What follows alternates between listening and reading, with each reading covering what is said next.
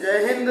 जैसा कि हम आप लोग पढ़ रहे थे टेंस में कहाँ तक पढ़ा दिए थे भैया आप लोग को, शायद हम प्रेजेंट कंटिन्यूअस तक पढ़ा दिए थे। आज अगला टेंस चलना है present perfect tense. Present perfect tense तो जितना पढ़ाए नोट्स बनाते चलो, बिना नोट्स बनाए कुछ काम होने वाला नहीं है। आज हेडिंग बनाओ आपका टेंस पहले वाला प्रेजेंट का तीसरा पार्ट है। तीसरा पार्ट है present perfect tense. Present perfect tense पूर्ण वर्तमान काल। पूर्ण वर्तमान काल। पूर्ण वर्तमान काल। पूर्ण वर्तमान काल नाम से ही पता चल रहा है कि इसमें जो कुछ भी है सब कुछ पूरा रहेगा। जैसे इसमें क्या होगा भैया, जो कार्य आप अभी तक क्या कर रहे थे, जो इंडिफिनिट था आपका, इंडिफिनिट में अनिश्चित रहता था। इंडिफिनिट में अनिश्चित रहता था और जो आपका कंटिन्यूअस है, कंटिन्यूअस में टेंस जो हमने पढ़ाया था उसमें जो भी कार्य हो रहा था वो लगातार हो रहा था। जैसे कार्य जारी हो रहा है, जैसे हमने बताया था मोहन बांसुरी बजा रहा है, मीना खाना बना रही है, वह विद्यालय जा रहा है, महिमा गीत गा रही है। तो क्या उसमें रही है मिल रहा था ना, मतलब कार्य लगातार हो रहा था, इसलिए हम क्या कर रहे थे, वो हमारा क्या था, प्रेजेंट कंटिन्यूअस टेंस था। लेकिन इसमें क्या होगा, आज जो लोग पढ़ने चल रहे हैं प्रेजेंट परफेक्ट टेंस में, इसमें कार्य पूर्ण हो चुका रहेगा। जैसे कह दिया जाए कि मीना खाना बना चुकी है, वो काम पूरा हो गया है। जैसे कह दिया जाए वह विद्यालय जा चुका है, वह अपना गृह कार्य पूर्ण कर चुका है। इस प्रकार से सेंटेंस में आपको मिलेंगे जिसको आपको अनुवाद करना रहेगा।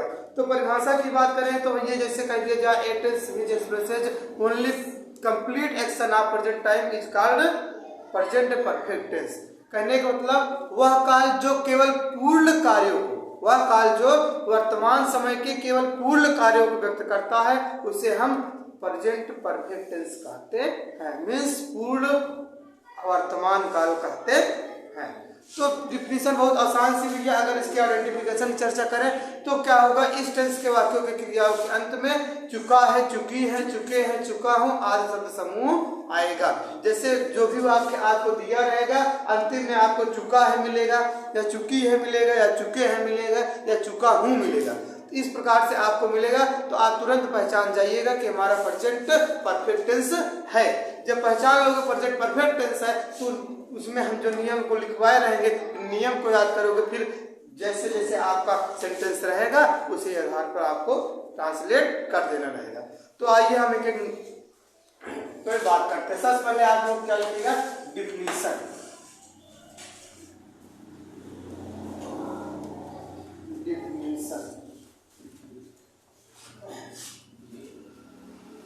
एक टेंस व्हिच, एक मिनट,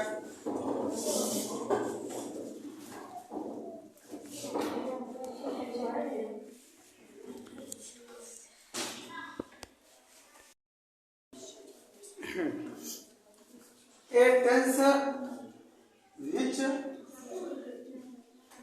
एक्सप्रेसेस, एक tense which expresses only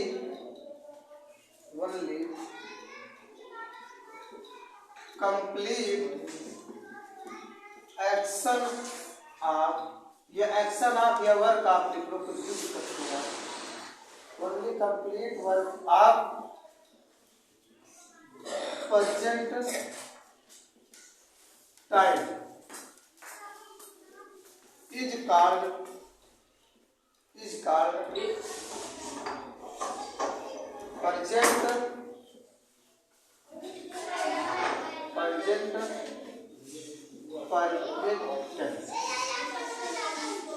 present perfect tense. कहने मतलब ए टेंस, ए मीन से वह, टेंस मीन से काल, विच मीन से जो, एक्सप्रेशन मीन से होता है व्यक्त करना, ईएस लगा हुआ है तो व्यक्त करता है।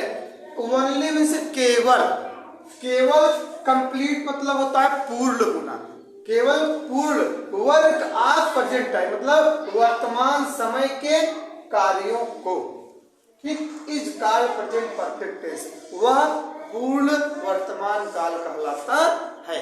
ठीक, अब इसकी हिंदी लिखेंगे भैया, पहचान,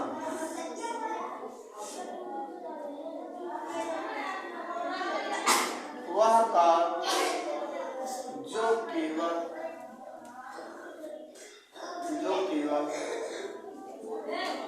वर्तमान समय के पूर्ण कार्यों को व्यक्त करता है, केवल पूर्ण कार्यों को व्यक्त करता है,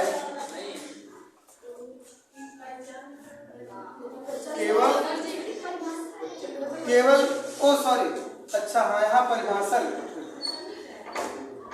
परिभाषा, इसी की हिंदी लिख रहे हैं ना, परिभाषा, वह काल जो केवल वर्तमान समय के पूर्ण कार्यों को व्यक्त करता है, पूर्ण वर्तमान काल, पूर्ण वर्तमान काल कहलाता है, पूर्ण वर्तमान काल कहलाता है। वह काल जो केवल वर्तमान समय के पूर्ण कार्यों को व्यक्त करता है, पूर्ण वर्तमान काल कहलाता है।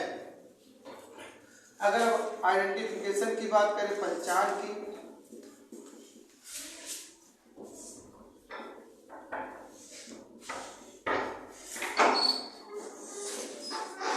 पहचान क्या हमने बताया था भैया अभी आपको,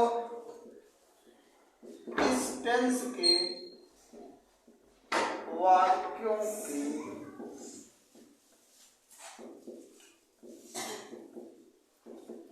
क्रियाओं के अंत में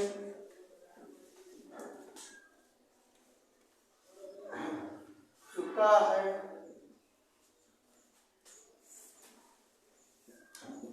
चुकी है, चुके हैं, चुका हूं इत्यादि शब्द समूह आते हैं। इस टेंस के वाक्यों की क्रियाओं के अंत में चुका है, चुकी है, चुके हैं, चुका हूं इत्यादि शब्द समूह आते हैं। तो नोट करिए भैया, 1 मिनट के अंदर वीडियो देखने वाले भैया वीडियो को रोक कर, इसमें देखो हमने क्या लिखा, इसकी परिभाषा, definition, a tense which expresses only complete work of present time is called present perfect tense। वह काल जो केवल वर्तमान समय के पूर्ण कार्यों को व्यक्त करता है, पूर्ण वर्तमान काल कहलाता है। मुझे आइडेंटिफिकेशन मीन्स पहचान लिखे हो, इस टेंस के वाक्यों के क्रियाओं के अंत में चुका है, चुकी है, चुके हैं, चुका हूं इत्यादि शब्द समूह आते हैं। तो अब इसके बाद ये पढ़ेंगे रूल फॉर ट्रांसलेशन। ठीक, rule for translation.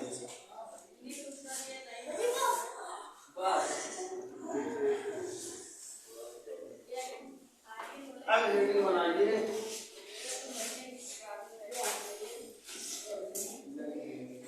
Rules for translation.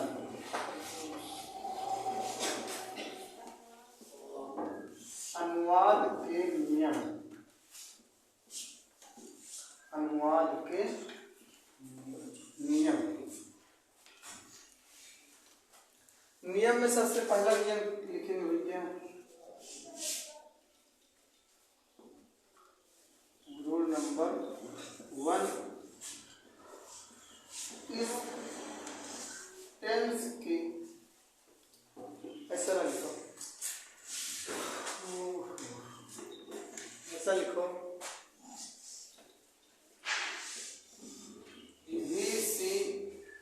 It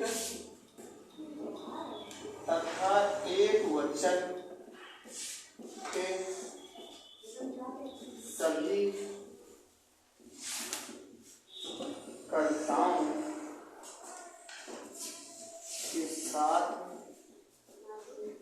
सहायक क्रिया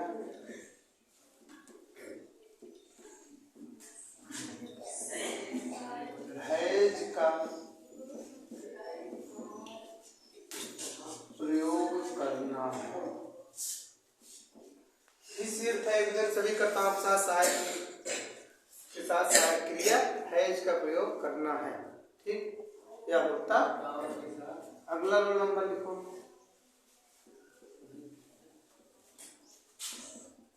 आई वी यू दे तथा बहुवचन के सभी कर्ताओं के साथ सहायक क्रिया है का प्रयोग करना है। यह होता है, कुछ भी कर सकते हैं। अगला रूल लिखो, रूल नंबर 3। यदि वाक्य में पहले ही शब्द आए तो उसके लिए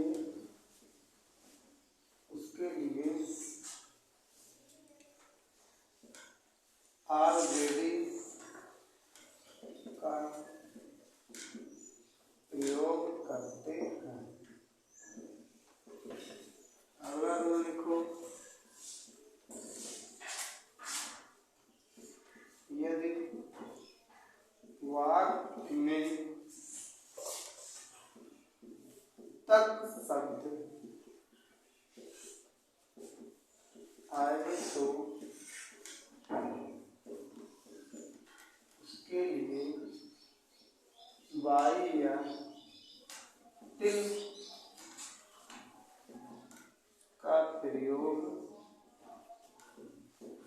करते हैं। सबसे नीचे नोट बनाना,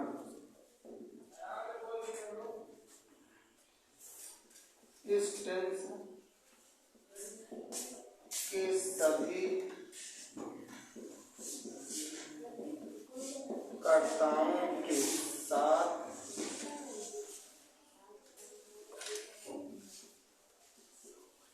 क्रिया की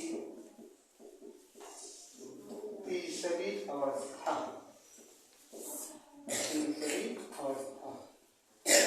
मेन वर्ब का थर्ड फॉर्म, मेन वर्ब का थर्ड फॉर्म का प्रयोग करते हैं। नोट करो भैया, फिर उसके बाद समझा दे अच्छे से। अरे यार ये क्या हो गया।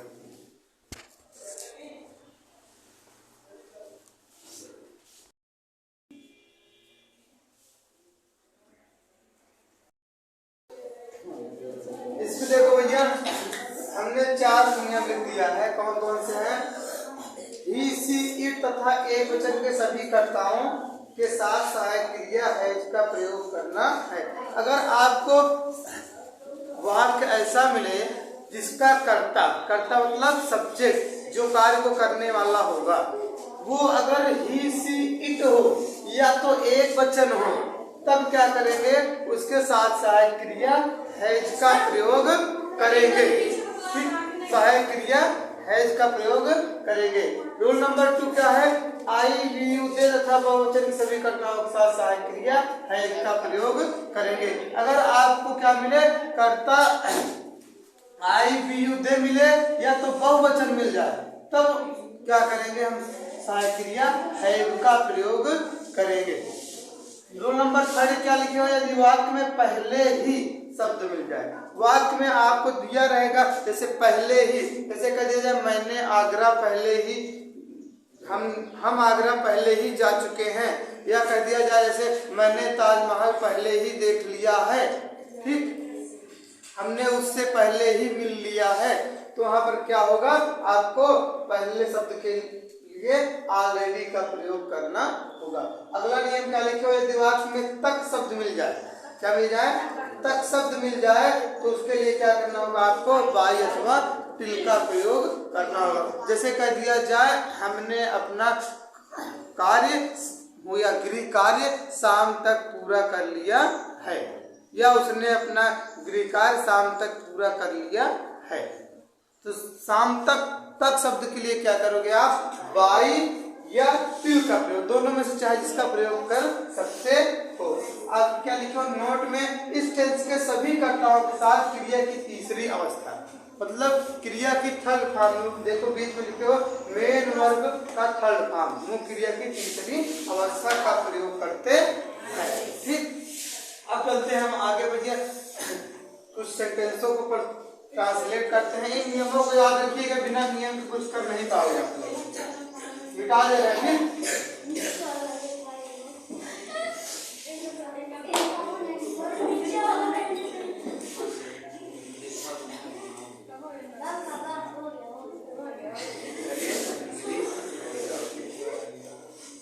आगे देखो, स्ट्रक्चर बनाइएगा।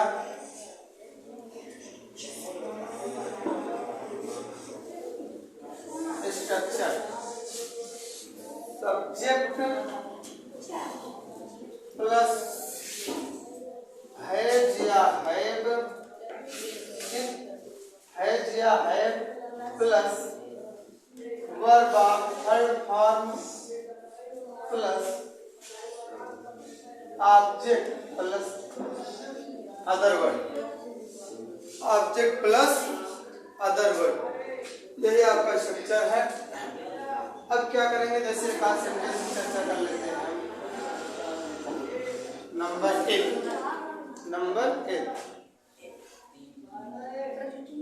वह, एक मिनट,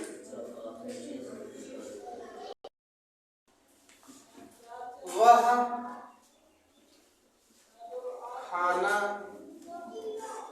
बना चुकी है, वह खाना बना चुकी है।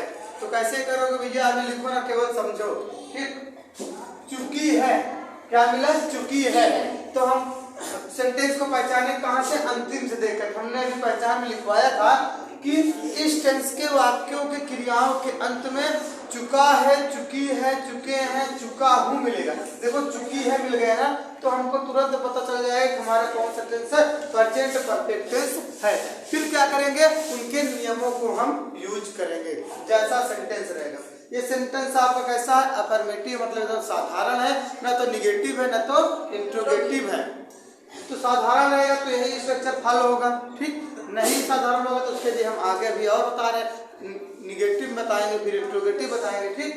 तो सबसे पहले क्या किए, वाक्य को पहचाने, चुकी है मिला तो प्रेजेंट परफेक्ट टेंस हो गया। फिर अब इसके नियम को यूज करेंगे, लेकिन नियम को यूज करने से पहले आपको क्या करना होगा, कर्ता पकड़ना होगा। कर्ता कौन है, वह खाना बना चुकी है। वह क्या होगा, वह की अंग्रेजी यहाँ पर सी होगी। हमने लिखवाया है नियम में ही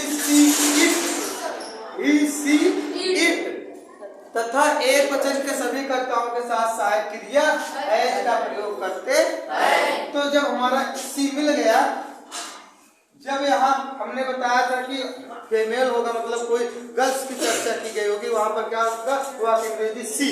अगर कोई मेल होगा तो वहां पर क्या करेंगे, ही। तो सी, उसके बाद has, see has, verb of third form. खाना बनाना क्या होता है, कुक, ठीक। और ईडी इसी में जोड़ दो, कुक। सी हैज कुक्ड क्या, द फूड,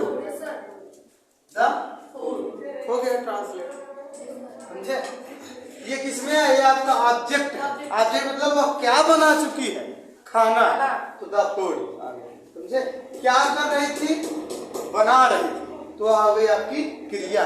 कौन बना रहा था, वह बना रही थी, तो वह हो गया आपका सब्जेक्ट, समझे। तो अब अगला सेंटेंस करेंगे, जिसे कह दिया जाए मैंने ताजमहल पहले ही देख लिया है। आपको इसमें लिया है, दिया है, किया है भी मिल सकता है। आप क्या पकड़ोगे, आ है, ई है, ए है, एक प्रकार से। ठीक, तो इसमें देखो आपको क्या मिल गया, लिया है। तो कहोगे सर ये तो लिखवाया ही नहीं, तो चुका है तो लिखवाया, उसमें क्या है आपका आ है मिलता है, नहीं आ है मिलता है ना। तो ऐसे इसमें भी है। सुहाग को पढ़ने से ही पता चल जाएगा आपको कार्य क्या है, पूरा हो चुका है। हमने क्या बताया, मैंने ताजमहल पहले ही देख लिया है, तो इसमें क्या है, कार्य पूरा हो चुका है। वो भी है मिला तो प्रेजेंट टाइम, मतलब वर्तमान समय में कार्य पूरा हो चुका है। तो इसमें क्या करेंगे, अब सेंटेंस को पहचान लिए, हमारा प्रेजेंट परफेक्ट सेंटेंस है, वो टेंस है। फिर उसके बाद सब्जेक्ट पकड़ो। सब्जेक्ट कौन है, मैंने। ताजमहल कौन देखा था, मैंने की अंग्रेजी आई। चाहे मैं हो चाहे मैंने हो, दोनों का अर्थ आई ही होगा अंग्रेजी में। तो क्या लिखेंगे, सबसे पहले सब्जेक्ट लिखना है, तो सबसे पहले आई। इसी के आधार पर करते हैं, सब्जेक्ट है सबसे पहले सब्जेक्ट, मैंने की अंग्रेजी आई। फिर उसके बाद हैज या हैव क्रिया, वो सहायक क्रिया। तो हमने नियम लिखवाया है आई वी यू दे तथा बहुवचन के सभी कर्ताओं के साथ सहायक क्रिया हैव का प्रयोग करते हैं। आई भी यू दे तथा बहुवचन सभी कर्ताओं के साथ सहायक क्रिया हैव का प्रयोग करते हैं। तो आई है, आई के साथ है, आई हैव, आई हैव। उसके बाद क्या करना होगा भैया, आई है के बाद वर्बाल थर्ड फॉर्म, वर्बाल थर्ड फॉर्म। तो देखना क्या अंग्रेजी होती भैया, सी, लेकिन इसका क्या होता है, सीसा सीन, सीसा सीन, सीसा सीन। तो इसकी अंग्रेजी क्या हो जाएगी, यल लिखते हैं आई हैव सीन क्या, ताजमहल, द ताज महल। कब, पहले ही कह रहा, तो ऑलरेडी। ठीक, ऑलरेडी हो गया ट्रांसलेट। ठीक, और काम देखो, जैसे कह दिया जाए वे शाम तक अपना गृह कार्य पूरा कर चुके हैं। वे शाम तक अपना गृह कार्य पूरा कर चुके हैं। ठीक, अब यहाँ पर देखो भैया, सबसे पहले आप क्या करोगे, सेंटेंस को पहचानोगे, टेंस को पहचानोगे। चुके हैं तो प्रेजेंट परफेक्ट टेंस हो गया।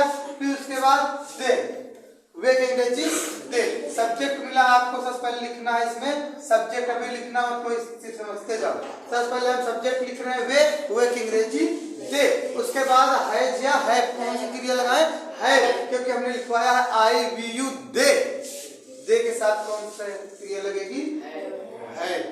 फिर I we you they, they have. फिर उसके बाद आपको क्या करना है, वर्ब ऑफ थर्ड फॉर्म पूरा करना। क्या होता है, कंप्लीट, कंप्लीट, लेकिन थर्ड फॉर्म यूज करना है तो कंप्लीटेड हो जाएगा। ठीक, क्या होगा, कंप्लीटेड। आपको ये याद करना पड़ेगा थर्ड फॉर्म क्या होता है, सेकंड फॉर्म क्या होता है। ठीक, तो हम किसी दिन लिखवा भी देंगे, नहीं किसी न किसी बुक में होगा, आप लोग याद कर लीजिए उसको। तो दे हैव कंप्लीटेड क्या, अपना गृह कार्य। दे के साथ अपना शब्द के लिए क्या लगता है, दिया। अपना शब्द के लिए दे के साथ दिया लगता है। इधर देखो हम बता दे रहे हैं, इधर नीचे देख लो। अगर दे हो, ठीक, दे हो तो अपना शब्द के लिए दिया का प्रयोग करेंगे। अगर सी हो तो अपना शब्द के लिए हर का प्रयोग करेंगे। अगर ही हो तो अपना शब्द के लिए हिज का प्रयोग करेंगे। अगर यू हो तो अपना शब्द के लिए योर का प्रयोग करेंगे। ठीक, अगर वी हो अपना शब्द के लिए तो आवर का प्रयोग करेंगे। ठीक, इस तरीके से प्रयोग करते हैं। तो यहाँ पर आपको दे मिला तो दे के साथ दियर का प्रयोग करेंगे। अगर सी मिलता तो हर का प्रयोग करते, ही मिलता तो हिज का प्रयोग करते। मतलब ही के साथ अगर वाक्य में अपना शब्द रहेगा तब। ये कब हो रहा है ना, अपना शब्द के लिए। अपना शब्द के लिए। इसको मिटा दे रहे भैया। तो देखिए आगे, दे हैव कंप्लीटेड दियर, क्या गृह कार्य, homework, homework, homework दिखाई तो दे रहा है, हाँ ठीक। They have completed their homework, कब देखो भाई, शाम तक, तक शब्द के लिए बाई या टिल, हम टिल का प्रयोग कर देते हैं, ठीक। टिल शाम, शाम को क्या बोलते हैं, इवनिंग, ओके, टिल इवनिंग या बाई इवनिंग, शाम तक, ठीक। नोट करिए भैया, फिर उसके बाद निगेटिव की बात करते हैं।